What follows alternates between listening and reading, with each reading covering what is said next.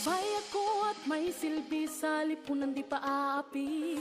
Isinusulong ko mga layunin, karapatan sa mga usapin. Sa edukasyon at pagsasanay, kahirap ang kalusugan taglay. Pakikipaglaban sa karahasan, pati sa matungtong galian. Babae akong may panindigan, di matitinag kailan pa man. Babae ako na may karapatan, may boses, may kakayahan. Malakas ang loob, pusong totoo, kayang-kaya ko, si Juana ako. Sa buong bansa at buong mundo'y pagsigawan, si Juana ako.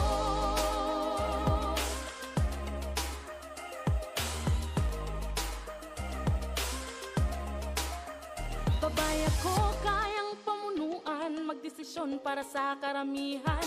Mekanismong dulot ay pagunlad, sa kababaeng ipatutupad. Sa usaping ekonomi